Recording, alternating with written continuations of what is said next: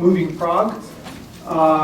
The film obviously from showing the dancers from Prague kind of like dancing to the rhythms of the city, kind of pretty looking film, kind of showing like a, yes, go ahead. It kind of brought some tears to my eyes because they kind of looked like they wanted to commit suicide, but they're not going to. They're going to dance and sing instead because there's somebody standing in front of a streetcar, there's a couple of people on the tracks, and it's like, well, that's a great idea. Why not stop committing suicide and dance and sing to the music?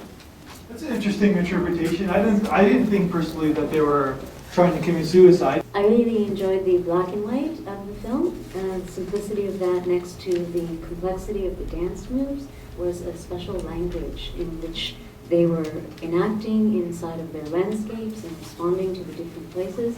I thought the train tracks possibly were parallel lines or train tracks, transport. So I think that between the parallel lines, I thought they were interesting the way they were moving. I'm not sure that that might be just my interpretation, but certainly the language of dance was absolutely beautiful, and the backdrop of the landscape. I just want to say that I loved it so much.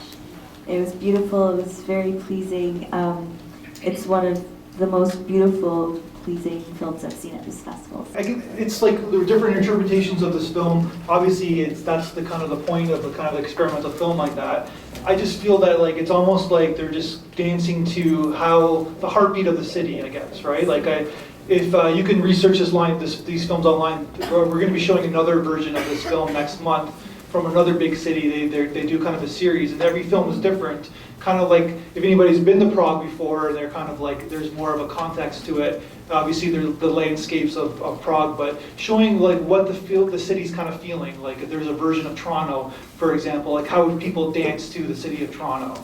That was my interpretation. Yeah, I just took it more as like the dancing in front of the streetcar and dancing all like on the bridge and all these different places in Prague really just felt to me like, you know, taking a moment when you're in a very busy, congested city, it's easy to sort of like get, you know, wrapped up in don't stand here and don't park here and don't walk here and don't talk to this person or whatever. And it just seemed with the dancing, it made it seem like slow down, calm down, get in touch with yourself, check in with yourself every day, you know, do something that pleases you and just be calm and breathe. And I did think it was a beautiful film.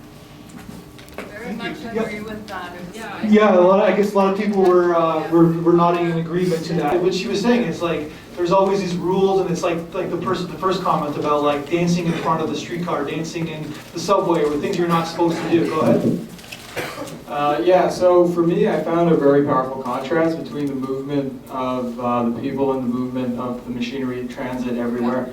So I thought it was interesting to see the difference between the way people move and the way the city moves, right? So just like you were saying, every day there's a pulse in the city, and I think we attribute it to machines a lot more than we think about the people.